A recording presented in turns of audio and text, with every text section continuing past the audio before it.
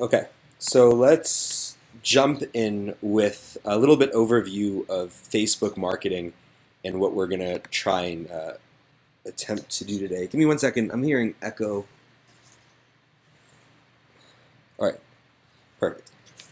So this is the agenda today. We're going to talk about what you need to have done beforehand to understand how Facebook works. A little bit about how you accomplish bidding. Pixels and how to input pixels and what pixels are and why you need them and all of that stuff. The different types of pixels, different ways to attribute. And if this stuff doesn't make sense to you guys, I promise it will in a few minutes. How to create audiences on Facebook, the 3 different tiers of Facebook audiences. So what I'm going to be doing today is I'm going to be using my own account. So I have some pages pulled up already so that you guys, so to keep some of my users' information as anonymous as possible, but I will be doing everything in real time so everyone can see every step along the way. But before we dive too deep in, I want to start off by saying Facebook ads do not necessarily work for everyone. And I think one thing that a lot of people get caught up on is assuming that just because Facebook ads have worked for their friend or someone they know, that Facebook's is definitively going to work for you. And the reason that's a really dangerous mindset to go into this with is because just because Facebook ads don't work for you doesn't mean something else can't work, and you will waste a lot of money, a lot of time, and a lot of energy finding that out. So what we're going to do is we're going to talk a little bit about how to figure out if Facebook ads work for you, or really if any ads work for you, and then work our way back into how many users can we get that we can afford, rather than saying how much can we spend and then afterwards looking back and saying, does this actually make sense? So without further ado, I'm going to check to see if anyone else has tried to join us. Nope. Goes through that whole thing. Okay, so let's jump straight into Excel. So before we can even discuss Facebook ads, we have to understand how subscription models work. And for those of you that already know this, I'm sorry to bore you. I'll rush through this. For those of you that don't, Cratejoy's got a lot of really, really great resources to kind of understand churn and all that.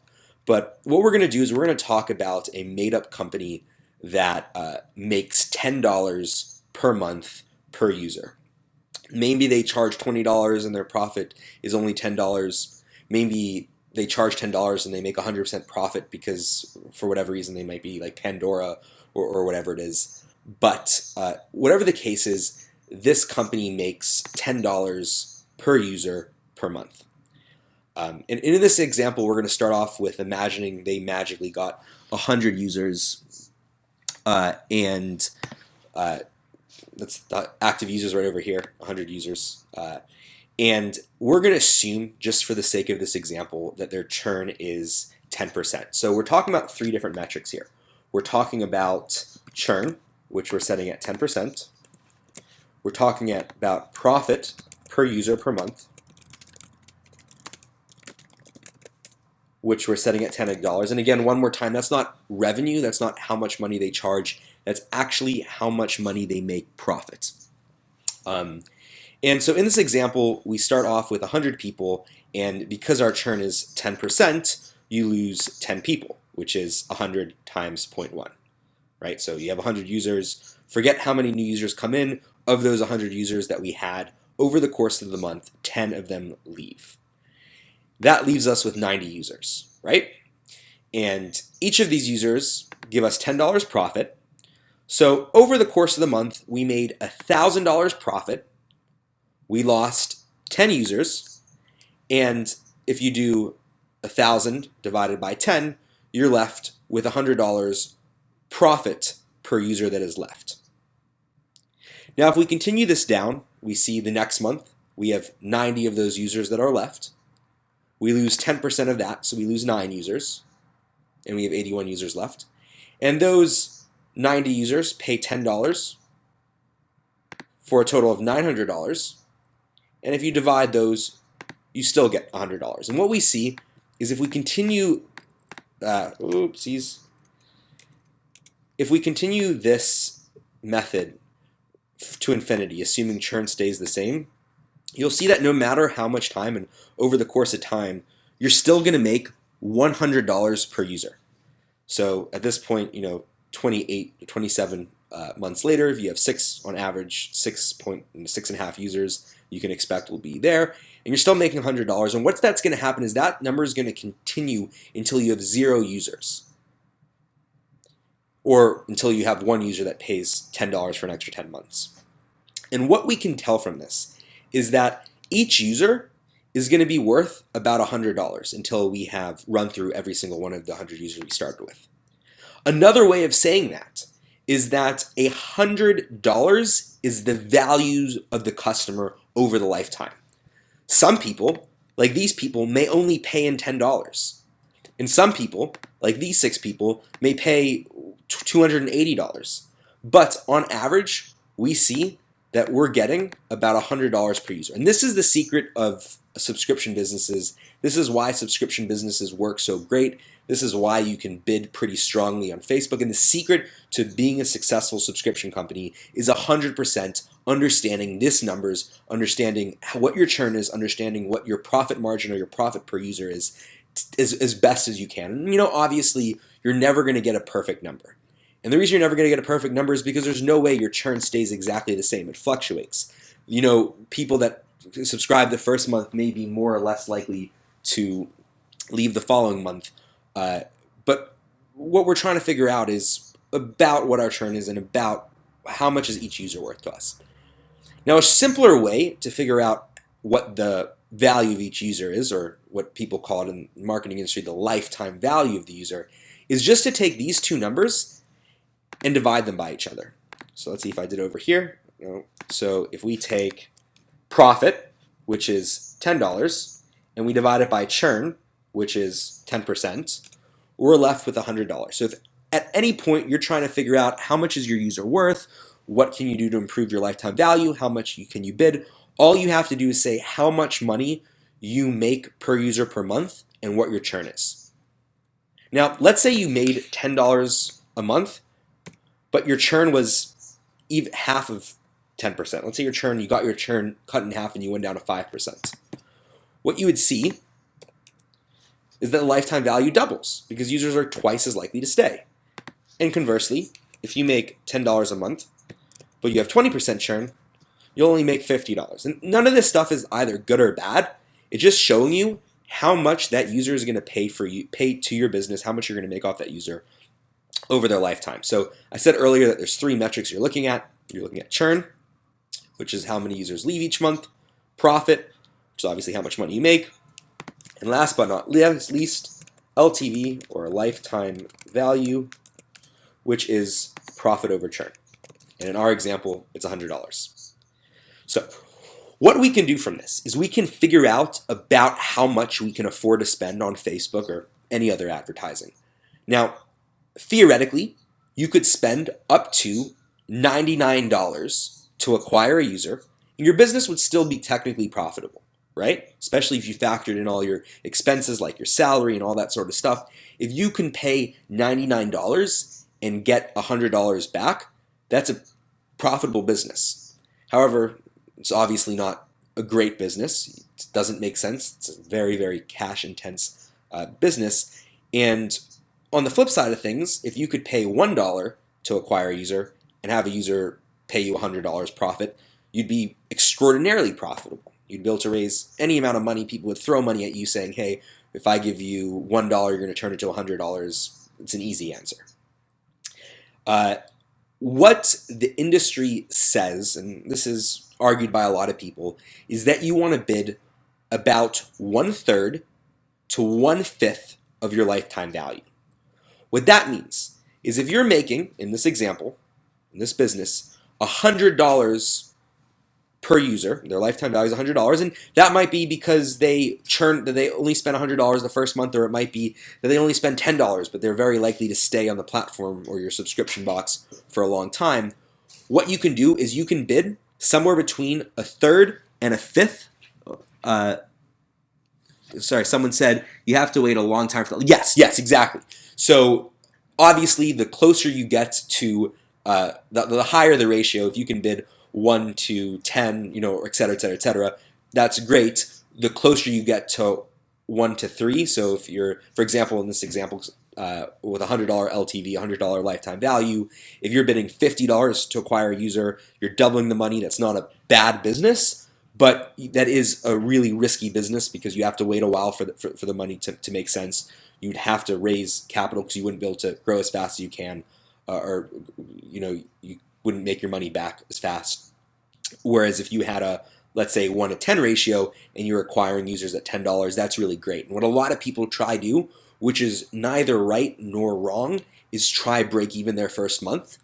The reason that's a really great business model is if you break even your first month, you can spend almost an unlimited amount of time or a limited amount of money, because every dollar you spend, you can respend that dollar the next month plus the profit, and you will grow exceptionally fast. And on the flip side of it is the worse your metrics are, the more money you're going to have to raise from outside capital, the more you're going to have to sell in the bigger vision. And if your numbers don't come out to the greatest LTV, don't worry right now. It is definitely not a positive indicator, but there are ways to improve your churn and to improve your margins. And a lot of businesses don't really make sense until they're at scale, like Dollar Shave Club. But just to give you an overview, when I talk about CPA, which by the way, CPA just stands for cost per action. Another way people talk about the cost to acquire a user might be CAC, CAC, cost to acquire a user, cost per acquisition of customer, however you want to define it. But for the purpose of this class, I'm going to talk about CPA as the cost of acquiring a customer, the action being then them subscribing to your company, subscribing to your box. So when I talk about bidding and you're trying to figure this stuff out, my indicator of success and kind of what you're trying to get is, in this example, I'm going to use about 1/3 of my lifetime value, which is $33 in this example. Obviously, if I could get closer to $20, that's like in the higher side of things. And if you can get your CPA down to $10 in this example, you're golden. So, if anyone has, by the way, if anyone has any questions about this, you're free to reach out to me. My email address is avi@ivoryclasp.com, and I'll post it on the Facebook page. And you can also pretty easily just type in words like LTV or churn or CAC to LTV ratio onto Google, and it should return the specific results you're looking for. So, without further ado, let's dive in, see what we had next. So that's CAC to LTV. One thing I glossed over is one surefire way to make sure your business will make sense is if it solves your own problem. And this is like what Y Combinator teaches. A lot of successful entrepreneurs, attribute their success to this. And that is because it's really easy for everyone to sit here all day and say, oh, I think my friends would buy this, or I think someone would buy this. But if you are your first customer, it's really, really easy to tell if your business is doing well or not, if your business will work or not. Because if you would buy your own subscription, or if your friends already pay for your own subscription, you can pretty easily see if this is a business that's worth investing marketing money into. And there's a couple other benefits that we're going to go into in a second when we start talking about the different audiences Facebook lets us create. But yeah, you definitely surefire way if you haven't launched is to be honest with yourself and say, am I building this because I want to build a company, or am I building this because it's an actually good idea that will make money? So let's dive straight in. The first thing we're going to talk about is how you log into Facebook. So a lot of people log in through their own personal Facebook, and that's fine. But what is really, really useful and what Facebook has is something called business.facebook.com. So you go to business.facebook.com, and you can you can log in with your personal Facebook account, and you can claim your Facebook page if you have a Facebook page. And there's a couple benefits to doing this, which we'll jump into in a second, but it's really simple. You would just sign in to business.facebook.com. The reason I'm in a private browser is because it automatically logs you in if you're logged into your personal, your business Facebook, and you can search through you can search for your Facebook page and say, that Facebook page is mine. And if you have the same logging, if you're logging in with your personal Facebook, it will note that you're an admin, and it will automatically in 1 second just let you get access to that, and you can start making ads. So that's the first thing I would do. I know a lot of people boost posts and stuff like that, and in my experience, that doesn't work that great. It's really, really easy. It doesn't cost anything. You just go to business.facebook.com and you create an account. And when you create a business.facebook account and you log in at business.facebook.com, you're going to be pushed into this page, which kind of shows you an overview.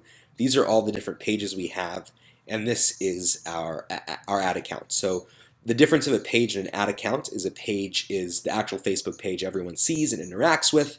It's what you're going to be posting as. So any ad you promote, any ad that you set live is going to look like it's coming from one of your pages. And the ad account is obviously where you actually run these ads. You see how these ads are performing. And so you can click into the ad account. I'm not going to do that because that will show some private user data, but I'll show you what happens when you click into ad account. You come to a page that looks like this. And this is a page that back from January 1st. And I'm going to show you what all this stuff means. If it's scary, don't worry about it. But what it's showing you is an overview of all the ads you have running. The ads that are switched on are on, and the ads that are switched off are off.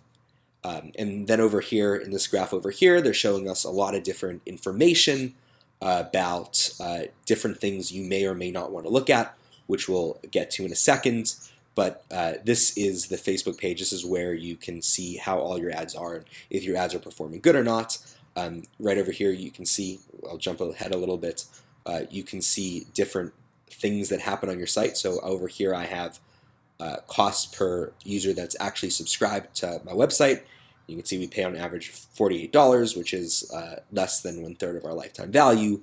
So we can keep spending money.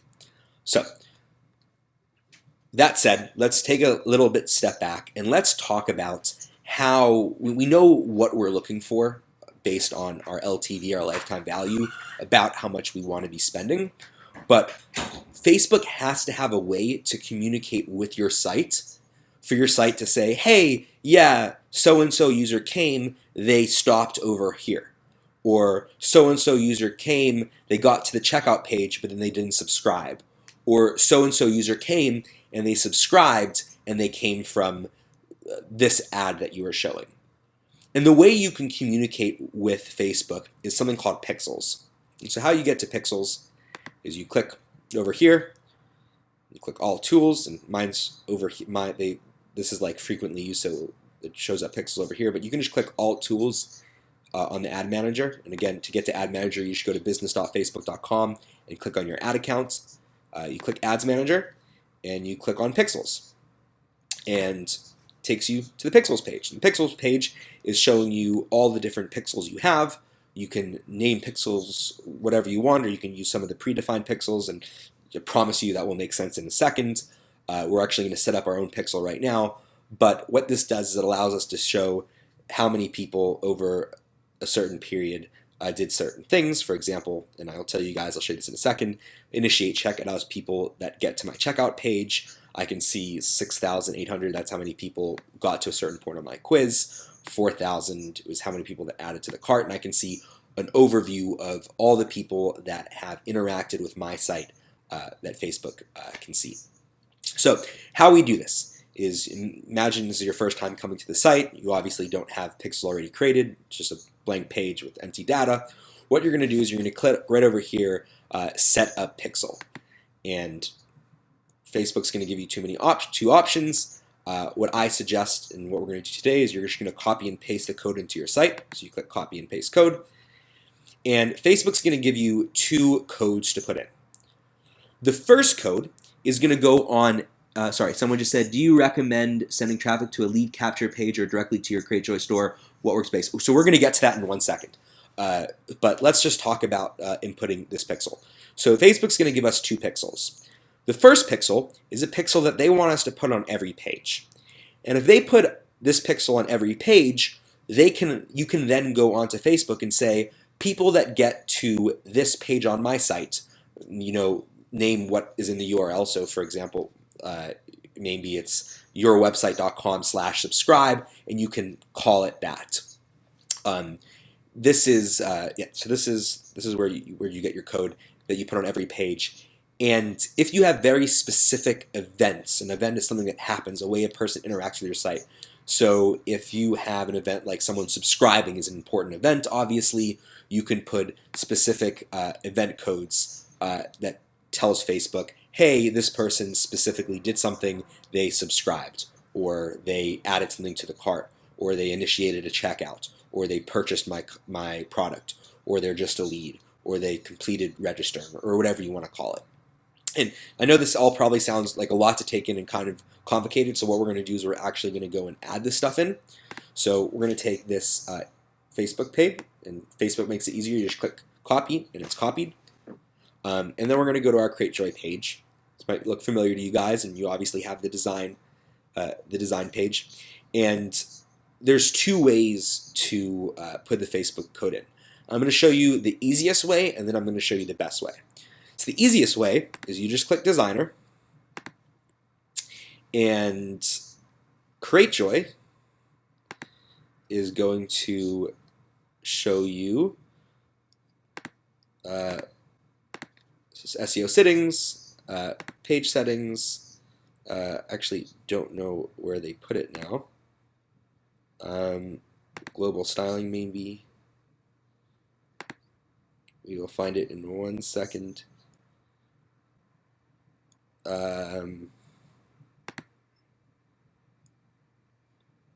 site settings. Yes, you click site settings, and you can put in a code that will be on the header of every single page. So post this code. That means every page of your site is going to have this Facebook pixel code. And now what you can do is you can go to ivoryclasp.com or your website, and you can say, all right, one event is someone landing on this page, and you can take that URL and you can create an event. You can tell Facebook that when someone lands on this specific page, something happened, and all because you have that code on every single page. So that's the easy way to do it, and that's all based on URLs. It's based on telling Facebook this URL means this thing, this URL means this thing. I personally don't like to do it that way, and I'll show you the way that I think is better, but that's the simple way to just quickly get a Facebook pixel up. The other way, and the way that I prefer, is to actually go into your code base. So we're back to the Create Joy design page, and we're going to click on the code. And what we're going to do is we are going to go into our components, and let's say we're going to create something that happens every single time someone goes to the subscribe page. We're going to go to the subscribe page, and right over here you see that code that we were talking about. The only difference is the code won't have this stuff, and I'll talk about that in a second, but you're going to go to the individual pages that you want your Facebook pixel to be in. You're going to just paste the code, and I'll actually paste it right now. It looks just like that, and you have your Facebook pixel code, and you see over here they say insert your pixel ID here. That's your pixel ID that they'll do, and you see over here it says FBQ track, and we'll talk about that in a second, but it's the same code. So right now we are creating a Facebook pixel code that happens when someone gets to the /subscribe page. It's a long story about why I decided to call this pixel search, but for now we can just go with it. And what I do is you go back to your pixels, and you click set up pixels, and you wait for Facebook to load, and you click on copy paste the code, and you go over here to install event, and you decide, what do I want this event to be called? When someone lands on the subscribe page, what do I want it to be called? You can choose between any of these, and let's say you want it to be called initiate checkout. You could copy that to your clipboard. You can go over here, and right underneath where it says FBQ track, you could post that and get rid of the script tags. And now every single time someone lands on this page, it will also tell Facebook, hey, this event happened, someone hit the initiate checkout page. So another thing you could do is if you wanted to call it something very specific, you could go over here and you could name it, just replace event name with whatever name, but you don't have to worry about that for now. But yes, that is how you input a pixel the better way, in my opinion. Now, obviously, if you did it the first way, the easier way I talked about, there's no way for Facebook to know which page is which, right? So in the second example, they know when a person goes onto your website to the specific page, the subscribe page, or maybe your style page, or maybe your contact us page. You can call these all different pixels. Maybe your checkout page, but and we named it as a specific thing. If you did not input the code individually into the Facebook code, you obviously have to find a different way to tell Facebook where everything is. And the way we do that is we go back to this pixel page, and instead of clicking Set Up Pixel, we click Create Conversion. Now, standard events are the events that we talked about earlier, but if we click Track Custom Conversions, we can put a custom conversion. So anytime someone lands on my page and their URL is subscribe, or their URL is something else, and an easy way to figure out what you're looking for is obviously go to your website and say, I want to track every time a person goes to the FAQ page. You could go to your website, see what the URL is. You go to the pixel and say, anytime someone goes to the FAQ page, I want it to be called a purchase or a lead or something else. View content, and any of these choices. And what's going to happen is now every single time a user comes to your site from a Facebook ad, they're going to land on your site. Let's go through this. And they're going to land on your site, and Facebook's going to say, oh, and you can actually download a little extension, and Facebook says, oh, look, someone viewed your site. And they get started. You click Get Started. In our example, in my website, we actually have a style quiz we have people ask, and we have a pixel called Lead, which we put in there. So every single time we get to the style quiz, anytime someone hits the URL style quiz 3, or anytime someone hits the page that I put the code in, it's going to tell Facebook, hey, Facebook, this anonymous person that just went to your site is tagged as someone that has hit lead. And obviously, as they get further and further down, as they get closer and closer to subscribe, there's different pixels that they did. For example, over here, as you guys saw, I called this page the search page, and then somewhere else I put it as an add to cart. And that is it. And if they click choose, it's going to take us to the checkout page, and it's going to give us, yes, a pixel saying this person has initiated checkout. So the first thing to do is to figure out what you want each step of the funnel. And again, the funnel is just the steps the user takes to check out. Each step that the user takes should be, you should tag them as hitting a specific event, hitting a specific task, getting to a specific point. So that's the very first step to do with Facebook, is to put all these pixels in. Now, once we have all these pixels in, there's some fun stuff we can do. Let me get to the Facebook page. What we can do now is we can go to our, where did I put it? To our, go to our page, and I'm going to change this to custom,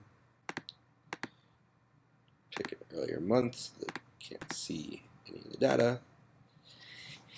And what we can see is we can see a panel that will tell us all the information of the ads that we're about to create. And in a few seconds, we're going to create the ads, and you're going to see why all this matters. But before we even do that, let's just talk about how you display the information you want to see. And so what we can do is we can click over here where it says columns. We can click Customize Columns. And we can choose all the information we want to see. I'll explain what some of these are and what they mean as we go along, but very, very quickly, let's talk about some of the obvious ones. We can see the cost per 1,000 impressions. That means when Facebook shows your ad to 1,000 people, how much are you paying for that? So another way of saying that is, on average, how much are you paying for Facebook to display your ad? We can see other stuff like how many people liked this or liked your page after seeing this ad.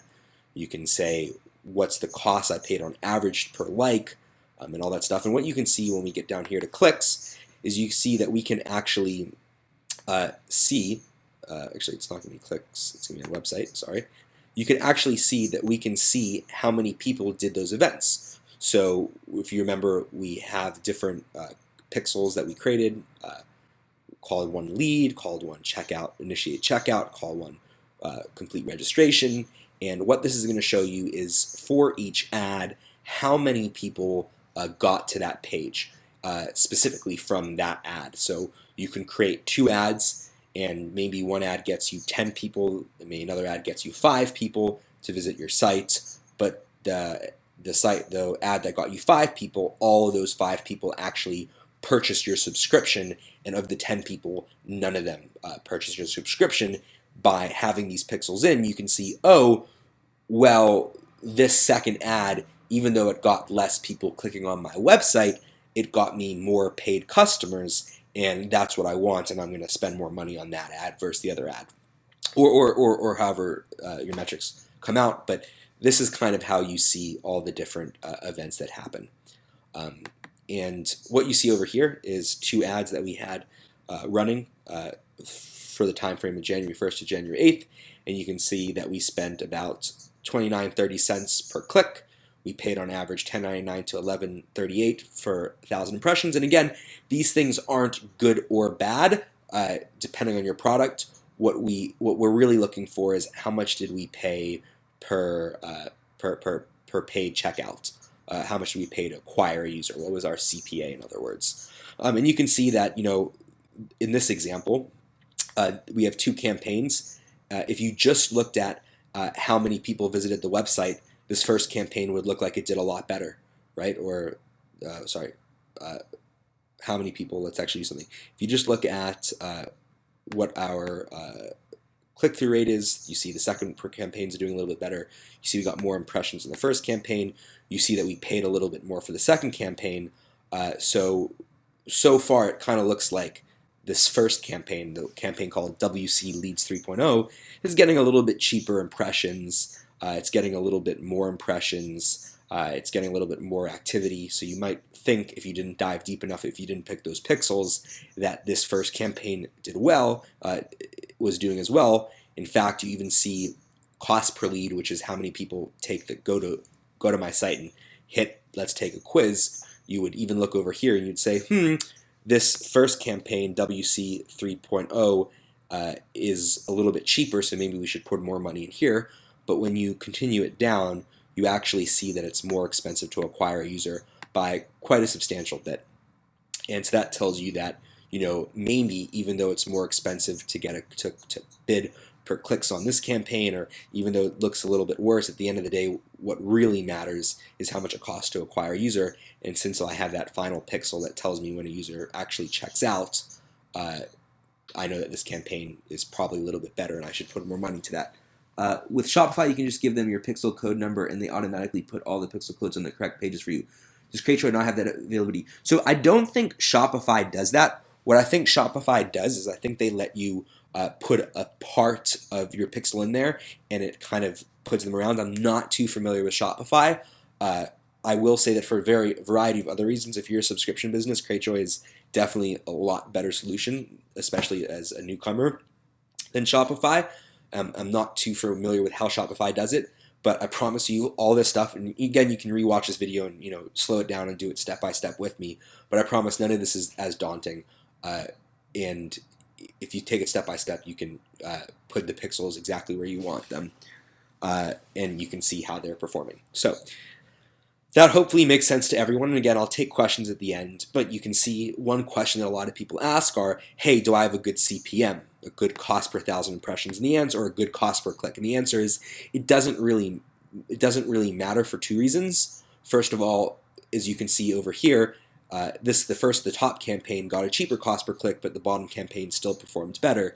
And second of all of this means nothing unless you look at what is your lifetime value, what is the value of a customer. Because if you pay $50 per user and your customer only profits you, $100, then you're definitely not in the same as good a situation as if you pay $1,000 to acquire a user, but that customer gives you $100,000, right? So it's all relative. So a high cost per click could still mean cheap conversions, although obviously the cheaper you get your click, the cheaper the conversions will get. But a low cost per click doesn't necessarily mean you're doing something right, and a high cost per click doesn't necessarily mean that Facebook or these ads are not working for you. Can you show how to get the pixel on the page that shows you have got a sale? So yes, so the best way to do that is actually, let's actually do that right now. It's going to take me a second to remember how I did. Let me tell you the easiest way. The easiest way is CreateJoy, and if you type in CreateJoy customer thank you page, if you go over here, you're going to see Facebook has this page called customer/thank you. And so you can do one of two things. You can either go to the Facebook pixel, and this again is the pixel page that we found up here in the top over here. And you could create a conversion, and you could say, I want to create a custom conversion, and you could say, I want anyone that goes to the thank you page to be called a complete registration or a purchase. The other way to do it, if you want to do it a little bit more in-depth way, again, this way only works if you put that basic Facebook page on every page on your site. And again, the way you would do that is to go back and plug it exactly into your site through the design page. Another thing you could do is if you want to do it this a little bit more complicated way that I explained, is you'd go to customer, you'd go to thank you, you'd go to account info, and you would put it right over here. And as you can see on my customer thank you page, I put in the pixel and I put in the custom event complete registration. And that's how you put it in the pixel. Another thing you can do if you kind of want an in-between scenario is if you go to, actually let's actually skip that. If you have any questions about this stuff, feel free to email me or reach out to me, and I can kind of walk you through of kind of what you should be putting where for your pixels. And I know this all sounds like really complicated and really scary. I promise once you kind of get your hand dirty, you'll see it's not that scary, and you just follow this, watch this video again and follow it step by step. So let's go back to this Facebook page. So we have Facebook, and we see all these different events that we set up. The complete registration is my final event, so that's the one I'm really looking at. But I'm also looking at the other pieces of the pie, the different pieces that come together to tell the whole story of from the second a user lands to my site, where do users drop out, and how much am I paying for different things when a user lands to my site, when a user clicks on this, when a user clicks on that, and yeah, so that's kind of an overview of pixels. Now let's get into the juicy things of actually launching your first ad. And obviously, right now, for those of you that are coming in, you can rewatch this video. What we've talked about is a little bit what you are looking for, how much you can afford to spend on Facebook. And again, that is 1/3 to 1/5 of your lifetime value. And your lifetime value is how much money you make of profit per user divided your churn rate, divided by your churn rate. And then we talked a little bit about how does Facebook and your website communicate through these pixels that we just implemented.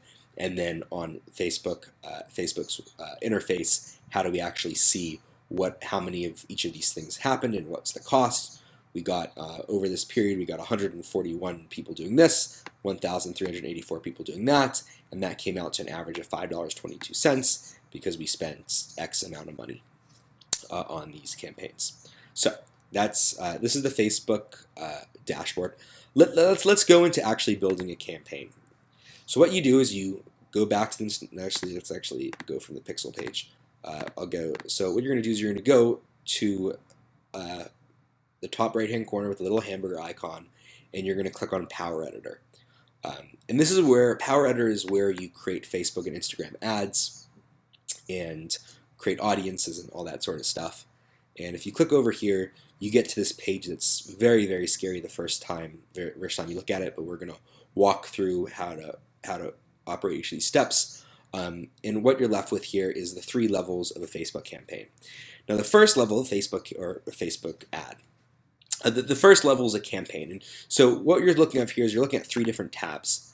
And kind of how it works is you might have 4 different ads that are owned by an ad set and 4 different ad sets that are owned by campaigns. When I say owned, Think of it as a folder on your desktop where you have a big folder, and inside that folder you have a smaller folder, and inside that folder you have even smaller folders. And the reason you would do this is because you might want to see, hey, if I change the way my ad looks, and I'm targeting the same people, which ad's going to perform better or worse? And what you could do is you could create 4 different ads and have them compete against each other in an ad set. And each ad set, so each of those group of people would target the same demographic, your same audience, which we're going to create in a second.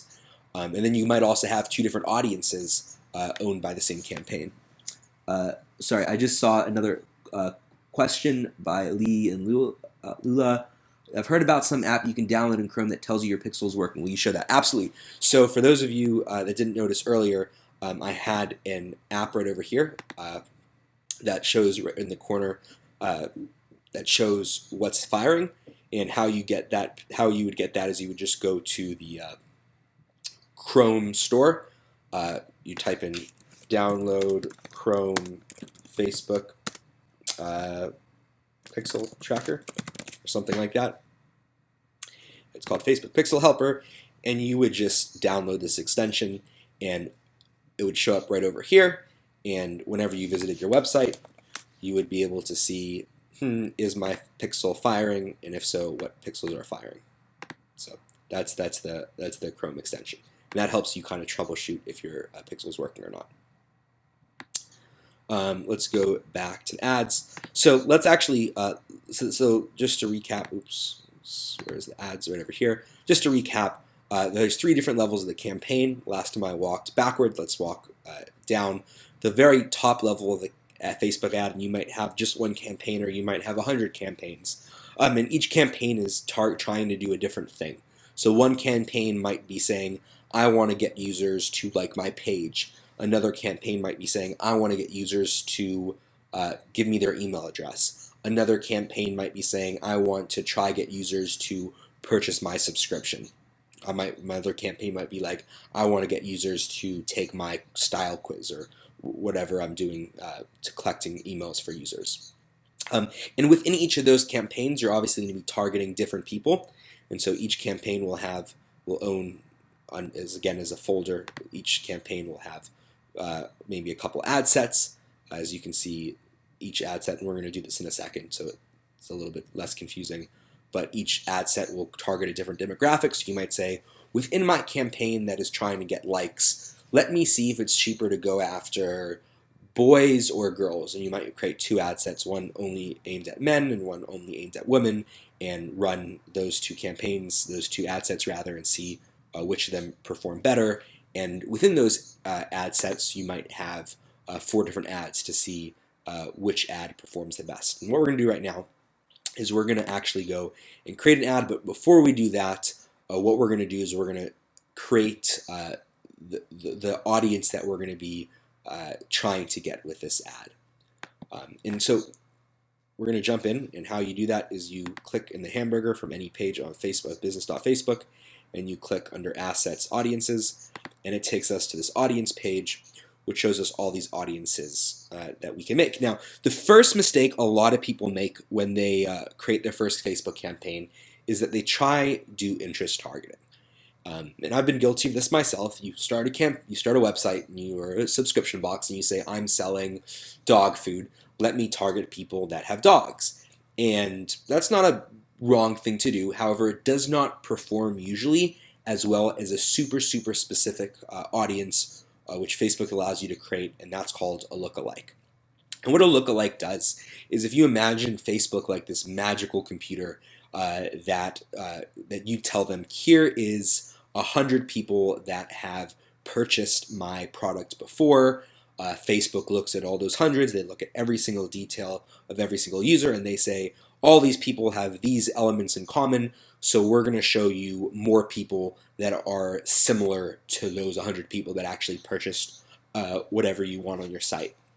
And that sounds a lot more scary and complicated than it is. You'll see how easy it is. But all you have to know is that you give Facebook a list of X many people, and Facebook tells you these are the people in the US, or these are the people in Canada, or these are the people in this place that are most similar to the people that you gave us. And what that's called is called a lookalike audience. And what we're going to do is we're going to create a lookalike audience. Right now, I think a lookalike audience is the most valuable thing that Facebook allows you to do. You should definitely launch a lookalike audience. But before we create this, there is one caveat. There's one thing about lookalike audiences, and that's you need at least 100 users, or it might be 200, but I think it's 100 users before Facebook will allow you to create a lookalike audience. And the reason Facebook requires you to get that many, to get at least that many people, is they want to make sure that you're not getting too much information. So you could create a lookalike theoretically with one person, you'd get some private information that Facebook knows about them, and that's not fair. So Facebook requires you to have a certain number of people, and second of all, because it obviously improves the accuracy of the lookalike. If you have more people, there's more people that Facebook can spot more trends, right? Do you mean page likes or in the audience? By 100 users, do you mean 100 likes to your Facebook page? So guys, no, so I'm not talking about Facebook likes, I'm talking about actual email addresses.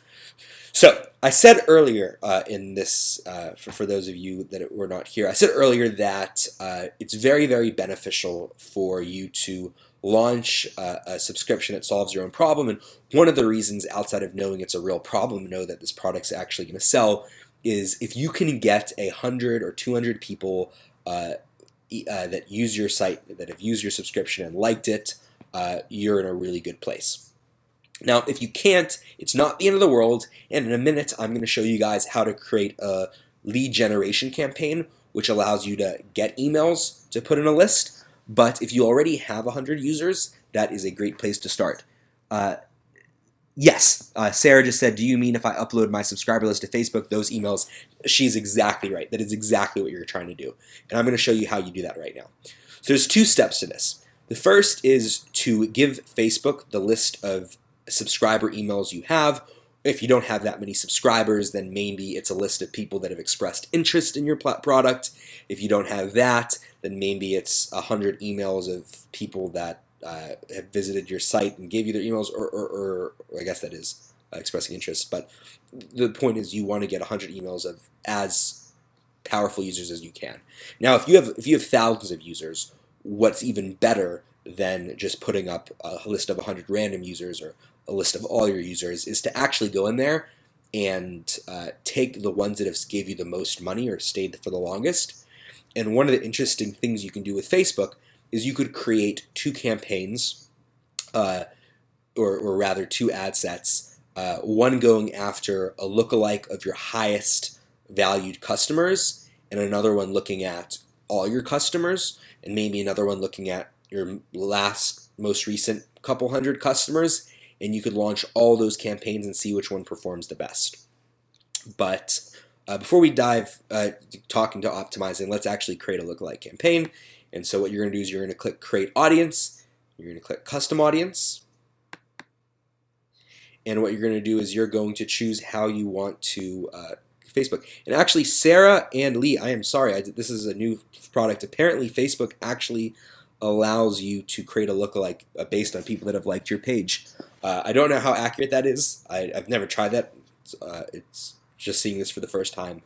But what I would do is I'd go by the old-fashioned way, which is click on Customer File, and it's going to allow you to import from MailChimp. If you have a MailChimp account, that's great. If you don't, no worries. You can create an Excel file, and you can actually go over here and upload a file on your computer.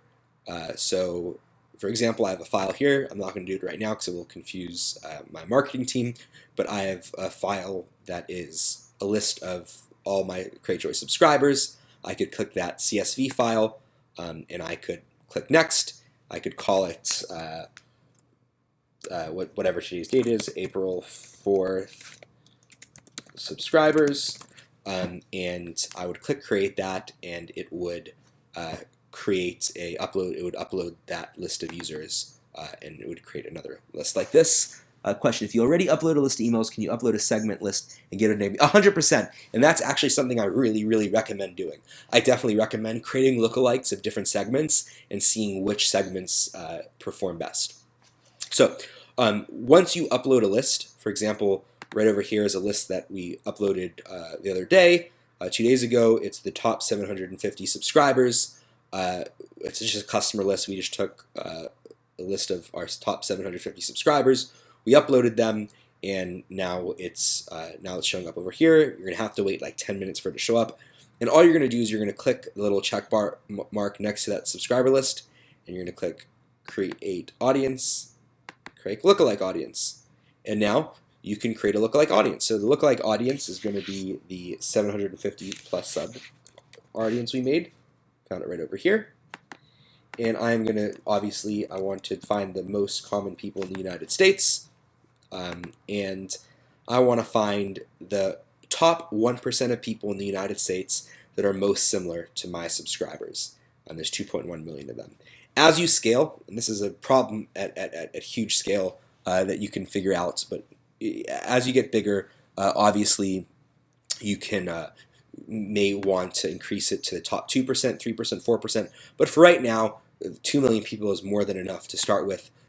You click 1%, and Facebook's going to look at this list that you just uploaded with your 750, your top 750 subscribers, or your top 100 subscribers, or all your subscribers, or whatever you do, and it's going to find the 2.1 million people that are most similar to them. Question: if you already upload, oh, yes. Oh, sorry, we already got that one. Okay, so hope this makes sense, and I'm going to let everyone ask questions in the end. And again, if anyone wants to go over certain parts, we can, but this is basically how we create a lookalike. And when you create a lookalike, this is what it looks like. This audience right over here is called actually let's actually talk about this one. This is a 1% lookalike of the 750 subscriber email list. So this is the top 2.1 million people that are in the US that are most similar to those 750 subscribers that we uploaded. As I said earlier, you can also do 2 to 5, not the top 1%, but the top 2%, the top 3%. This is the top 1 to 2%, the top 2 to 5%. And that's just because we're trying to get more scale, but don't worry about that for now. All you need to know is that you come to the audience page, which again, you click in the hamburgers, you click audiences, and you come to this page, you create an audience called a custom audience. You upload a list of your subscribers, and then you turn that into a lookalike by clicking on that and creating an audience. Now, another thing you can do if you don't want to upload an email list, or maybe in addition to uploading an email list, is you can also create a lookalike audience based on the people that have hit a certain page on your website. So as we talked about earlier, we uploaded pixels. If you're just coming in now, you can go back and rewatch the video, or we can talk about it later. You upload these pixels, and you can say, hey, I want a lookalike of all the people that have gotten to my subscribe page, or I want a lookalike of all the people that have checked out. And the way you do that is you click Create Lookalike Audience. You click over here. You type in, let's say, Initiate Checkout. And so it's going to be the people that have initiated the checkout in the last 30 days. And bam. Actually skipped over something. You would actually create a custom audience based on, where would it be? Saved audience. Click Saved Audience of people that have hit in a certain event, and you would go back, for example, the last 30 days, people that have gotten to a certain pixel on your website. You create a lookalike on that. Again, you need at least 200 people or 100 people to actually have gotten that far, so that's something that you can worry about doing a little bit later, but that is another option you can do. And so once you've created this audience, this lookalike audience, what you're going to do is you're going to go to Power Editor, and you're going to create your first campaign. So clicked on the hamburger. If you want to find Power Editor, all tools, it's under Create and Manage Power Editor. And you come over here to this page that we were looking at a little bit earlier, which shows us the different campaigns. And what we can do is we can create a new campaign ad set and ad, which we're going to do right now. And we're going to call this campaign My First Campaign. And if you do not already have a list of subscribers, what you can do is you can do a lead generation campaign, which will get you people that are hopefully interested in your product. And if you get enough of those emails, you could create a lookalike first. But for today, we're going to assume you already have a list of 100 people. And what you're going to do is you're going to come over here and you're going to decide, what are you trying to accomplish with these Facebook ads? Someone just asked me frequency. I'm going to get to the frequency questions in a second. But let's go back here. So you have to decide on this first level in the campaign is what is the point of your ad? Do you want to get page likes? Do you want to just get traffic, people coming to your site?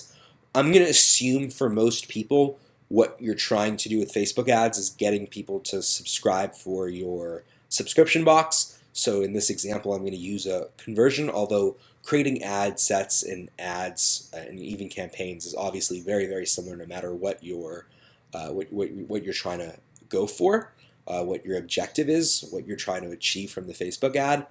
But the only way you can do conversions obviously is if you have pixels, because Facebook's going to say, well, what do you mean by a conversion? What are you trying to accomplish? And the answer is, I want people going to X page. And how do you know if people got to X page? It will know by the pixels that you put in.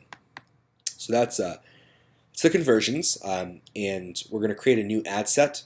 And like I said, an ad set, the first level is the campaign, which is the objective we're going for. What are we trying to achieve? The second level is the ad set. So you might have multiple ad sets. Which we'll get to in a second. But each ad set is a different demographic. In this example, we're going to do women 20 to 40. And let's just leave a blank. Let's skip the ad for right now. And we're going to create. And what we have right over here is we have our first campaign. And if we want to see, if we want to click into this campaign, what will happen is, again, this is the very highest level. This is the campaign, this is the objective. We just called it My First Campaign. If we click into it, we're going to get to the ad set page, which is going to give us an option to create all the different ad sets we want. So let's build out this ad set out. We're going to click on this ad set that we just created, women 20 to 40. We're going to click edit.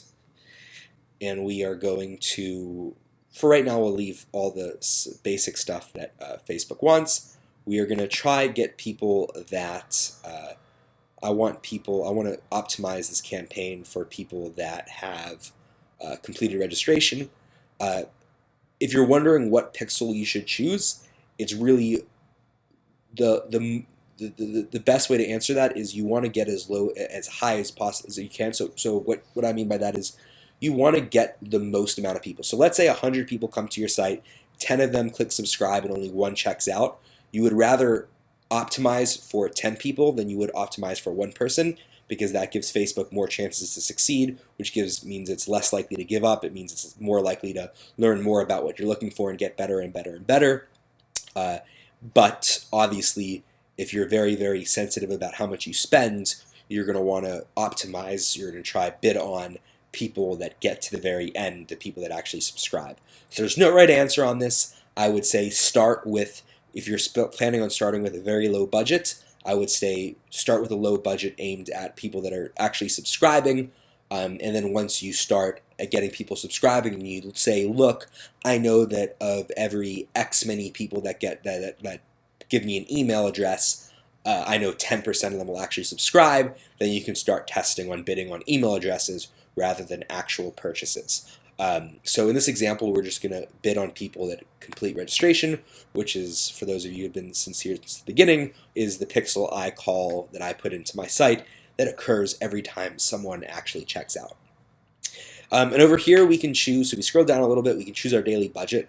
What Facebook recommends is, I think it's like 3 times your expected CPA, although don't quote me on that, but you definitely want to spend enough money for it to work. So if you know that your lifetime value is let's call it $100, and you know that you probably want to get a minimum of 1/3, you want to bid at most rather 1/3 of that, which is $33, you want to spend maybe $90, $100 a day. And the reason for that is because if you only spend $10 a day, and let's say your CPA works out, let's say you do get users, you get one user for every $33 you spend, it would be really unfortunate if you spend $10 for 3 days and nothing ever occurred, and Facebook kind of gave up on you, saying, "Oh, this ad's not working. We'd rather show it to other people that get more value instead of showing this to people that aren't even going to click on it and spamming up their Facebook." And the thing about that is it would be really unfortunate if that happened, because if you had spent just $3 more, you would have gotten your next user. So always rather spend, I'd say, or always err on spending more money within reason. Don't go out the gate with $10,000, but I'd say 3, 4, 5 times what you want your CPA to be is a good starting point. You're going to schedule to start today. If you are really worried about spending too much money and you want to make sure in case you forget when you want it to end, you can choose a date that it will stop performing, or you can just leave no end date. And you scroll down a little bit and we get to the audience part of the ad set, which is obviously the audience that Facebook's going to be showing this ad to. And a little bit earlier we created an audience called top 750 subscribers lookalike, and bam, we click on that, and that means that this ad is going to be showed to the top 1% of people in America that Facebook says is the most similar to the email list I uploaded with 750 subscribers. Now, if you feel strongly that you can limit that by limiting this, for example, if your product only works for people in a certain state, you can add in a state. You can say, I only want to be people in Wisconsin. If maybe for whatever reason you don't want people in a certain state, you could say, I don't want people in California. But in reality, and the way you do that is you click that and you would say exclude location. In reality, I suggest, unless there's a really good reason for secluding other states, unless you have data to back it, I would start off just leaving it wide open. And over here you can choose the ages. So in this example, I'm going to do women 20 to 45, or I said 20 to 40, and I'm going to do only women. And if I want, I can do the interest, although I don't recommend it. I am optimizing for people that hit that pixel that I added. The conversion window just says how long, if someone hits that pixel 5 days after seeing the ad, do you still want to count them? In this case, yes. The bid amount, I'm going to let Facebook figure that out. Unless you're an advanced marketer, I suggest just letting it be automatic, and voila, I have my first ad set. Now, obviously, I want to test out this ad set against another ad set. I want to see maybe women 40 plus work better, or maybe men 20 to 40 work better. And so what I'm going to do is I'm going to duplicate this ad, make sure just click keep same campaign, and I now have a second ad called women 20 to 40 copy, and I'm going to change this one's name to men 20 to 40. And I'm going to leave everything else the same, except I'm going to only target men 20 to 40. And that's it. I now have 2 campaigns which I can test, see which one works better. And let me 1 second. Yes. Okay. So past that, what I can do is I can click inside this ad set, and I can create ads. I'm not sure if you guys can still hear me. Okay. So let's go back to where we were. We were creating campaigns. I'm sorry about that, guys. For some reason, my computer won't let me screen share at the same time as recording audio, so we're using a second computer that just ran out of battery. But going back to this page, which page was it? Oh, so we're now, we created 2 different ad sets, one for men 20 to 40, one for women 20 to 40.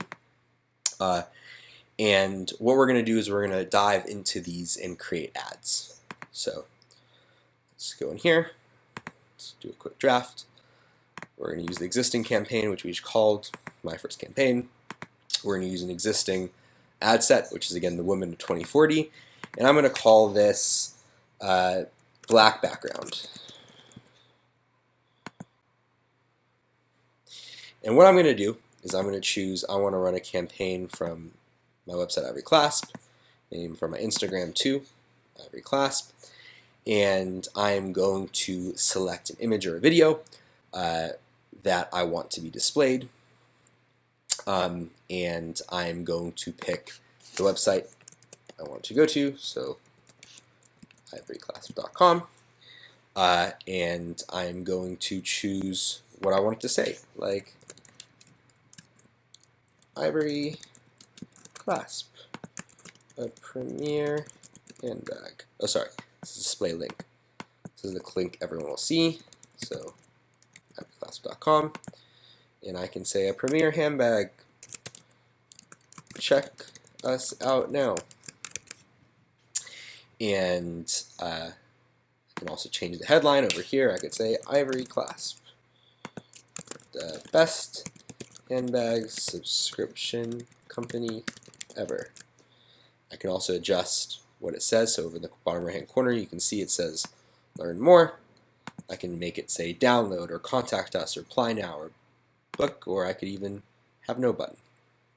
And what I could do is I could create this ad, and I could maybe, if I had a picture, I could upload a picture of maybe my logo or something, whatever I want to display with a black background, and I could duplicate this ad the same way we duplicated the other thing, the other ad set, keep the same campaign, and we can call this one white background.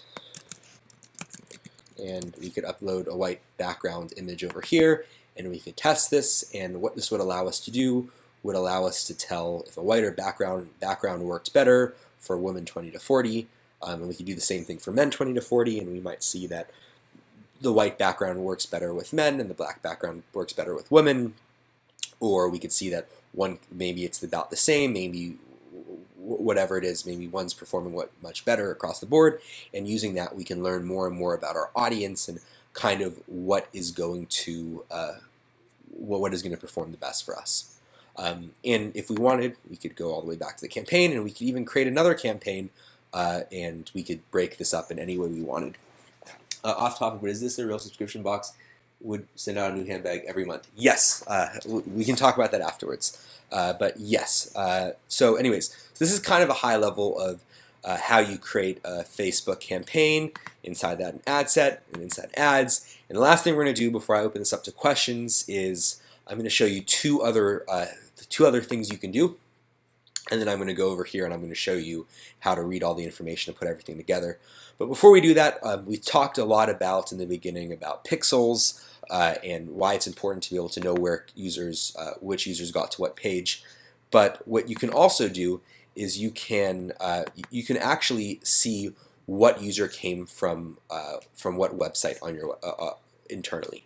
And I phrase that kind of bad, but what I mean by that is if you have 100 different users, some coming from Facebook, some coming from Google, some coming from your friends' links, and you want to see who's coming from where, what you can do is you could use something called Google Analytics, and I'm going to show you what that is right now. And the way I'm going to show it to you is I'm going to start off by explaining to you how UTM works, and then I'm going to show you an example of CreateJoy using UTMs, and I'm going to tell you some cool things you can do with that. So all a UTM is a UTM is when you do, actually it's UTM, so think source equals Facebook. And bam, the page loads just like any other page. No one knows any difference, except on Google Analytics. And this is a whole different class, but if you go to googleanalytics.com and you put in the Google Analytics code in your website like I showed you, or like I showed you in the beginning what you would do with Facebook, but you could just put the Google Analytics code on every page. Google's got really easy steps to doing that, and how that would look is you would, I'm actually getting a little derailed a little bit, but you could go to Google Analytics and they would give you your, if you click over here, it's going to give you your UA number, which is your Google Analytics account number, and if you go to CreateJoy.com, there is going to be a place on CreateJoy, I think let's actually go to it right now. We could go to Designer, and inside Global Styling, sorry, keep doing that. See how SEO settings, site settings, we could put our Google Analytics tracking ID right over there, and magically Google can do that. By the way, I think it was someone asked earlier if Facebook allows you to, like Shopify, put a single pixel ID. Apparently they can. I wouldn't recommend it because I don't trust it. You can't really I feel that URL-based conversions don't work as well, and I know CreateJoy specifically has some issues of remembering where a user came from, so when you get to the checkout page, so I would definitely put the individual pixels in a slightly more difficult way, but you could put this Facebook pixel in over here if you wanted to save some time. Now, the UA number, so we could go back to Google Analytics. Where did I have my Google Analytics tab? So once we have that in, Google Analytics is going to tell us what source people put in. So let's do an example. Let's say I went to ivoryclasp.com and I did an UTM source equals fun test source. And I went to my website. It would go to my website just as usual, except when I looked at Google Analytics, eventually it might take a couple times. Let's look at just today, 4th. You will see one person joined from, it'll take a second, I'll give it a second to load, but we'll come back to this in a second, and you'll see that Google Analytics will notice that a user came from a source called Fun Test Source, and we could call this Facebook or Google or whatever else we wanted. And so that's a cool way to know if a user is coming from a Facebook campaign or something else. Now, the reason I'm bringing this up right now is for two reasons. The first is, once you know this, you can actually see what your competitors are bidding on and how your competitors are targeting people on Facebook. So an example of this is, these aren't competitors, but these are ads. Any ads you see on Facebook, you could do this for. In this example, I'm actually using a CreateJoy ad, and you can see how CreateJoy is advertising eBrush for Everyone, a subscription box I looked at the other day. And what you can see is they have their own UTM data, and they put UTM equals Facebook, which tells CreateJoy that I came from Facebook. You could see that a little bit more information. We're not going to dive too deep into it, but you could see that they're retargeting me because I visited before, and a lot of other information. For example, we can see that they know that I added to cart but did not purchase. If you can't stop thinking about it, is the way they call this, and sure thing, if you can't stop thinking about it, is the copy that they're testing to see how it performs. They probably have different variations, and this is telling the people at CreateJoy that I came from this specific ad, and they can see which ad performs better than any other ad. And so that is one cool thing you can do with UTMs. You can kind of see what your competitors are targeting for if you are trying to figure out how to best target people.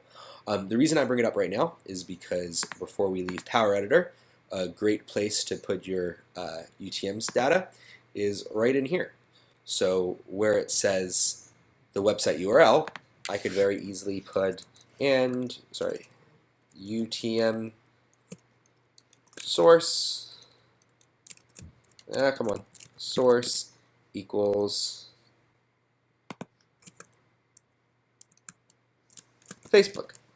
And everyone that comes from this website will come from Facebook, and to make it so it's not complicated for everyone else, I can use this display link that we saw earlier to show it simply as ivoryclasp.com, and when someone actually clicks on that, they will go to ivoryclasp.com UTM source equals Facebook, which will allow me to tell that users are coming from Facebook versus somewhere else. And I'm going to try refresh this right now and see if my test source came through.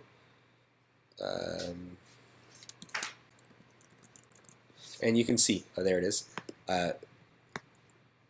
Google Analytics saw that one person came from source fund test source, and well, you can see we have lots of different people. We have Pinterest ads, Bing, all the different sources that people could come from. That's how you break it down, and also how you stalk other competitors. Yeah, so that's Google Analytics, and that's useful for being able to tell where people came from. But going back to the Facebook ads, let's talk real quick before I open up to questions. Let's talk about how we put all this together and see how this all works. So let's go to Power Editor, make sure I did not make any changes. I am going to go to my campaign, and just for a second, I am going to upload these changes, which means I'm going to set them live, and take it a second. It's uploading the ads we just created together. Let's give it a second.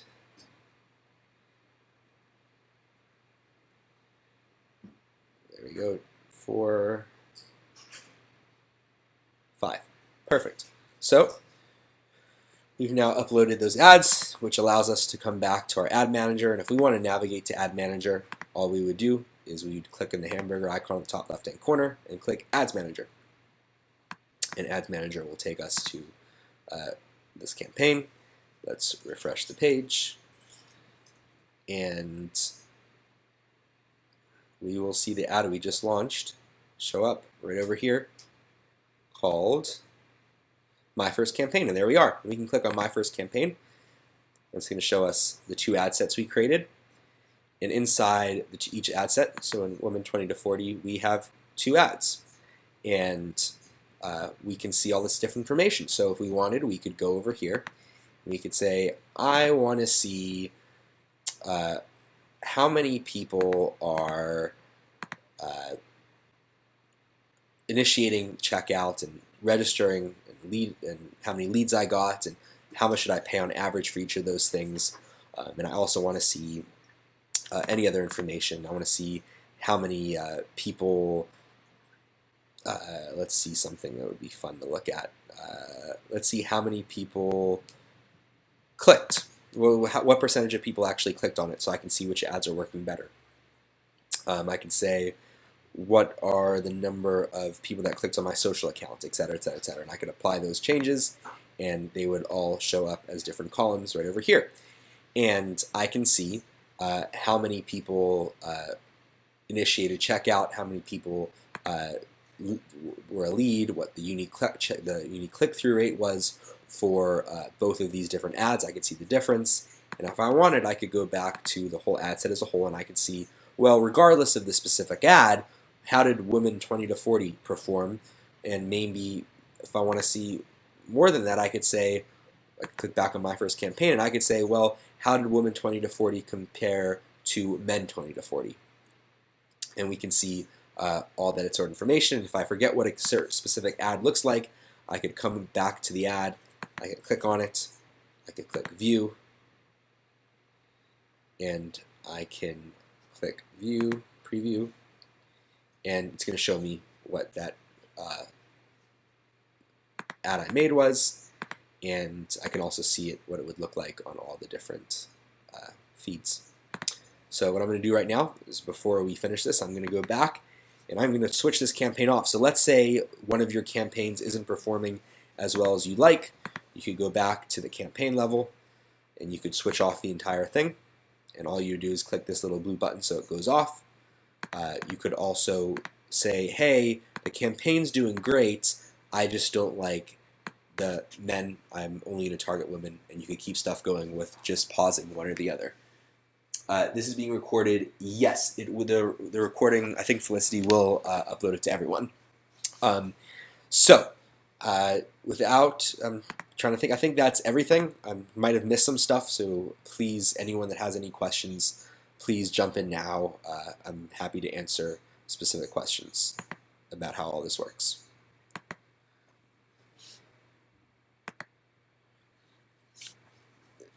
Does anyone have any questions? All right, here we go. Jamila, thanks so much. Awesome. Good luck. I hope your dinner is great.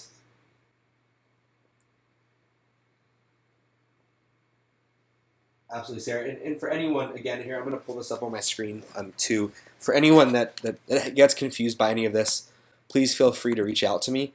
My email address is right over here, avi@ivoryclasp.com. And I'll put that on the Facebook page as well, so if anyone has any specific questions. Awesome.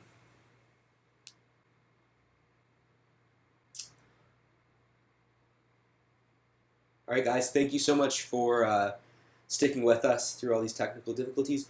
Why would I use Google Analytics? Is it just to know where people are coming from, and do you need to make a URL? So there's a lot of reasons to use Google Analytics. I think the most promising one from an early startup's point of view is to tell which people are coming from Facebook, which people are coming from a different site, as well as where do people drop off. So if you see, hey, the majority of my people get to this page and suddenly they all leave, that tells you that maybe the best thing to do is to fix that page, right? And there's a lot of other more specific use cases of Google Analytics. I wouldn't worry about it too much. For right now, I definitely focus on using them to attribute, or also another way of saying attribute is to tell where someone's coming from.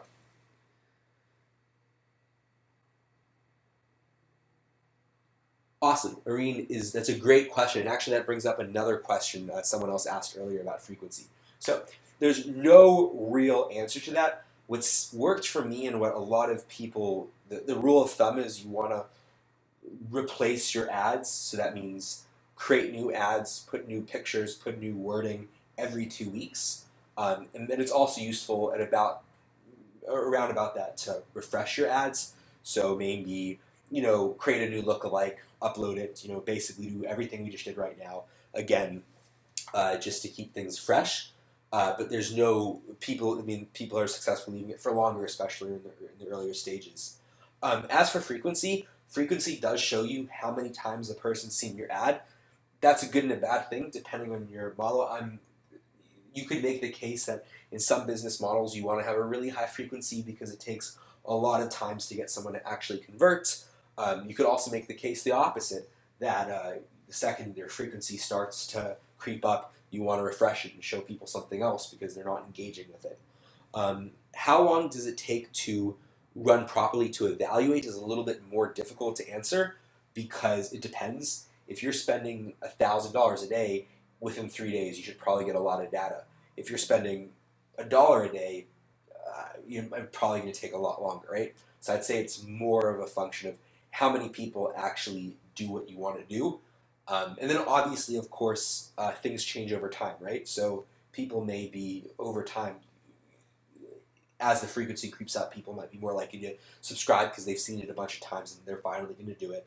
Or the opposite might be true. So that depends also how your specific customers interact with your site. Does that make sense? Does that answer your question? Okay, so Jennifer, I built my own website in Wix and have a button on the checkout page leading to my Crateboy page. Do you have experience with ads surrounding this?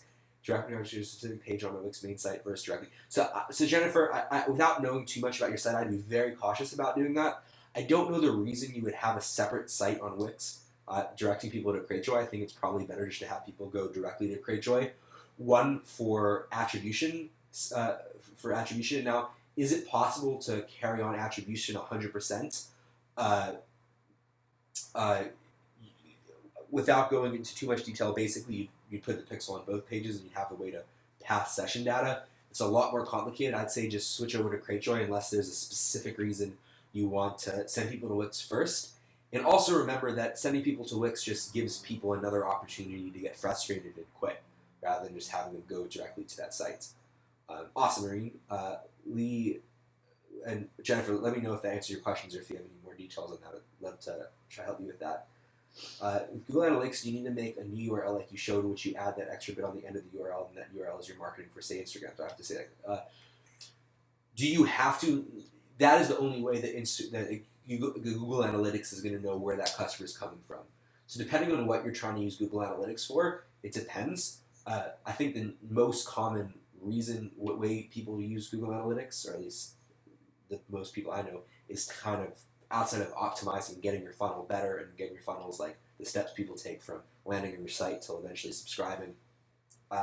is attribution telling where they came from, and in that case, yeah, you need to put that URL. Although it's definitely not scary to do. You literally just put that question mark UTM_source equals whatever the source is in quotation marks. And if you have any more questions, like you could do other stuff. If you Google search UTM Builder, Google's got. I don't know if they still have it, but they probably somewhere have. You could type it in there and it'll give you, basically, you put in your website, you put in the source, you put in the medium, which is where the people are seeing you. Are they seeing you on desktop or mobile, which may or may not be relevant to some people, or everyone defines source and medium and everything differently, but you could use that to build it if it's a little bit complicated. Irene, one more question. In the pre-launch stage, do you have a recommended ad type, conversion with engagement, etc.? Okay, so that's a tricky one. So that depends entirely on how sticky you are. I could definitely make the case that you should be launching lead generations because at the end of the day, you really want lookalikes, and the more emails you have, the better chances that lookalike's going to be awesome. And if you're pre-launch, it might be a great stage to run lead generations to kind of build up that list. Another argument for running lead generation campaigns is when you kind of hit that lookalike market, you're going to want to really impress them. You don't want to lose people that reach out and fill out a lead and then they change their mind, or maybe it is not as accurate as you would like. On the flip side, and then it'd also be cheaper that way. On the flip side, I could make the case that you want to drive people to your pre-launch site to get them to subscribe to generate the link, to generate the list of emails, and it will be a little bit more expensive than just a lead generation campaign, but you know that those leads are really qualified. Those leads are definitely self-selecting and going out of their way to subscribe to your email list or whatever it is you're trying to do because they went so far to actually hit your site, view the content, and decide to do that. So I don't think there's one answer to that. And as a general, I should have maybe said this in the beginning, but as a general rule, everything I've said, like any advice, like when it comes to marketing or the way you should or can do stuff, is like all like at the end of the day, it really comes down to data. So all marketing is just throwing spaghetti into a wall and saying, did this work? If not, let me try the opposite. So everything I say, like refreshing ads or anything else that we talked about, when it comes to optimizing, is very, very loose. So if something else works for you, definitely do what's working. Don't do what you're supposed to do. Can you build a lookalike for people that have just gone to a specific website URL instead of uploading emails? So yes, if you have the Facebook pixel on that site, what you would do is, if you rewatch it, we can do it. I can actually do this for you in a second, but you would basically just say, I'm creating an event. I'm creating an audience that consists of everyone that visited this URL, and this URL is an event, this pixel that I created, and I want to create a lookalike. You just create a custom audience that is the audience being anyone that hits that site, and you would create a lookalike on top of that.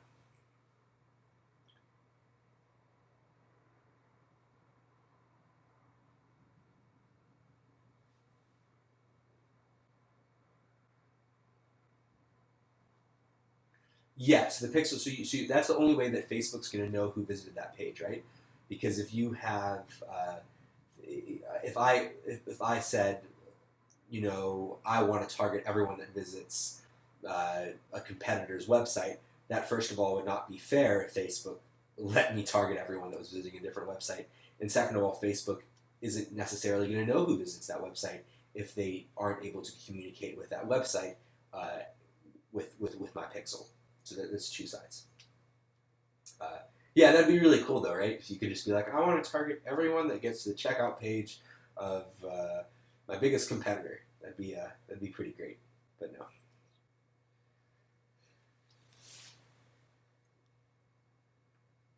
Awesome, guys. Thank you so much for joining in. If you have any other questions, again, please feel free to email me, and hopefully we'll have this video uploaded as soon as possible so everyone can rewatch it. Unless there's any other questions.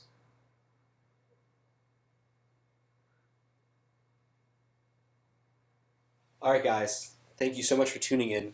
You guys have a great night.